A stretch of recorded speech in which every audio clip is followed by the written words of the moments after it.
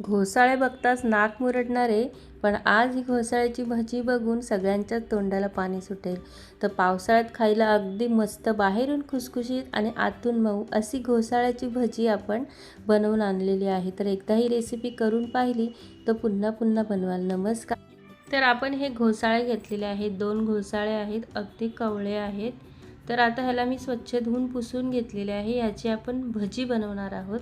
तर बऱ्याच लोकांना घोसाळे आवडत नाही, घोसाळ्याची भाजी बिलकुल खात नाही. तर आपण जर अशी भजी बनवली घोसाळ्याची, तर भजीच्या आतमध्ये घोसाळे आहेत हे कोणालाच कळणार नाही आणि सगळे मस्त मिटक्या मारत खातील.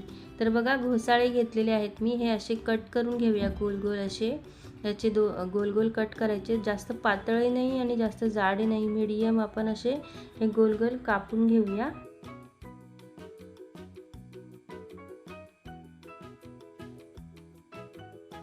तर ह्या पद्धतीने सगळे आपण घोसाळे असे कापून घेतलेले आहेत. मध्ये असे थोडेसे पोकळ वगैरे असतात काही घोसाळे, पण चांगले असतात, ते बघूनच घ्यायचं. आणि मस्त असं आपण आता ह्याची भजी बनवायला घेऊया. तर हे सगळं साईडला काढून घेऊया एका डिशमध्ये घोसाळी सगळी.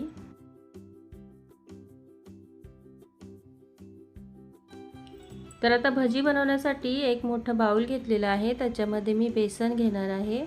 तर मी 2 असे छोट्या वाट्या भरून मी बेसन घेतलेलं आहे. आणि आता त्याच वाटीने म्हणजे पळीने मी तांदळाचं पीठ घेतलेलं आहे. तांदळाच्या पिठामुळे आपली ही जी भजी आहे ती एकदम कुरकुरीत होणार आहे. तर मी अर्धा चमचा हळद घातलेली आहे, अर्धा चमचा काश्मीरी लाल तिखट आणि थोडासा आपण ओवा घेतलेला आहे. अगदी सोपी रेसिपी आहे ही, 10 मिनिटात होते. आणि घोसाळे खायला कोणालाच आवडत नाही, तर आपण अशी ही भजी बनवली ना तर सगळेच घोसाळे खातील.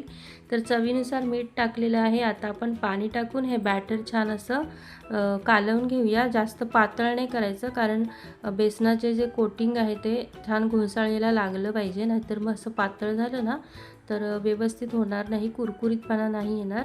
त्याच्याकरता आपण हे बेसन कालवताना ना काळजी घ्यायची. तर आपण मस्त असं बेसन कालवून घेत आहोत. छान असं घट्ट झालं पाहिजे, जास्त पातळ पण नाही आणि जास्त घट्टही नाही, थोडं मीडियमच आपण असं स्लरी टाईप बनवून घेत आहोत. तर छान असं फेटायचं, म्हणजे आपले जे भजी आहेत ते छान असे कुरकुरीत होतात. जितकं तुम्ही बॅटर फेटाल ना तितकीच भजीला छान असं कुरकुरीतपणा येतो. तर बघा, या पद्धतीने आपलं बॅटर आपण ह्या पद्धतीने असं बनवून घेतलेलं आहे, छान असं मिक्स करून घेतलेलं आहे. आता मी चिमूटभर थोडा सोडा टाकणार आहे आणि थोडंसं चमच्यामधून पाणी टाकणार आहे, म्हणजे छान असं सोडा ह्याच्यामध्ये मिक्स होईल. हा खायचा सोडा आहे. हा चिमूटभर आपण ह्या बॅटरमध्ये टाकला आणि छान असं मिक्स करायचं. तुम्हाला जर सोडा वापरायचा नसेल तर तुम्ही हे बॅटर आहे ते छान असं हाताने मस्त असं कालवायचं, असं एका साईडला. आता मी जसं फिरवते हे गोल गोल, त्या पद्धतीने हात असं फिरवून म्हणजे हा छान असं फ्लफी होतं हे बॅटर.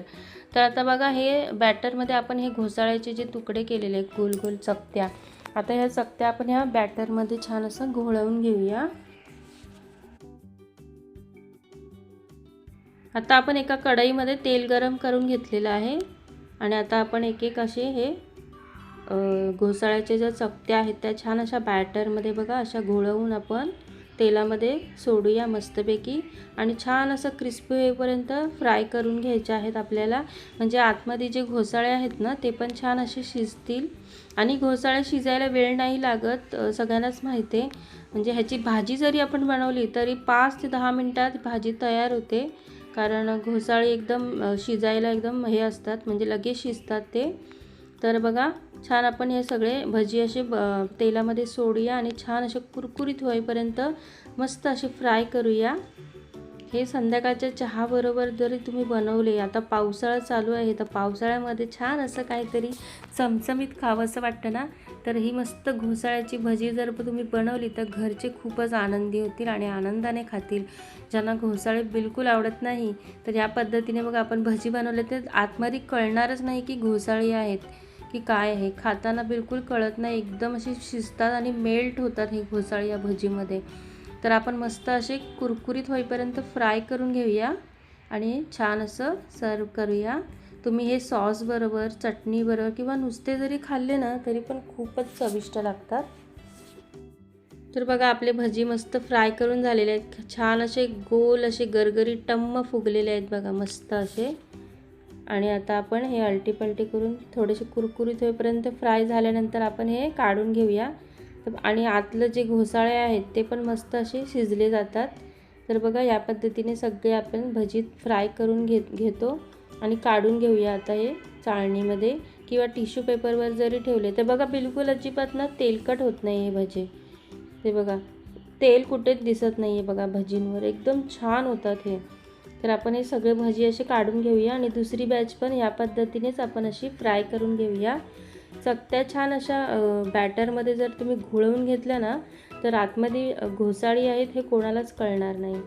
छान पद्धतीने मस्त असे फ्राय करून घेतले ना तर आतमध्ये जे घोसाळी आहेत ते छान असे शिजतात आणि खाताना समजतच नाही की आतमध्ये घोसाळ्याचे भजी आहेत.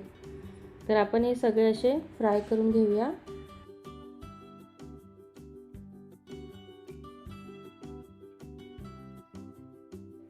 तर दुसरी बॅच पण आपली मस्त अशी फ्राय झालेली आहे, एकदम क्रिस्पी झालेले आहेत. आता आपण हे सगळे भजी मस्त असे काढून घेऊया आणि छान अशा गरमागरम चहा सोबत सर्व करूया. खूप छान लागतात हे भजी. तर आता मस्त बघा गोल टम्म फुगलेले आहेत आणि छान झालेले आहेत. आता पावसाळ्यात वेगवेगळ्या प्रकारच्या भजींचे मी घेऊन येणार आहे रेसिपी. तर बघा दुसरी बॅच पण आपण मस्त अशी फ्राय करून घेतली. आता आपण हे छान असं काढून घेऊया चाळणीमध्ये.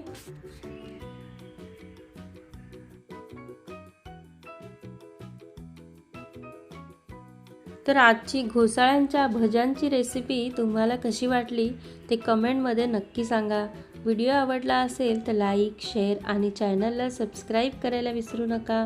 छान छान भज्यांची रेसिपी पुन्हा घेऊन येऊया, कारण आता पावसाळा चालू झालेला आहे तर काहीतरी चमचमीत गरमागरम कुरकुरीत खावंसं वाटतं ना. तर त्याच्याकरता मी नवीन नवीन भज्यांची रेसिपी घेऊन येणार आहे. तर त्याच्यासाठी सबस्क्राईब करायला विसरू नका. पुन्हा भेटूया एका नवीन आणि चविष्ट रेसिपीसह. धन्यवाद.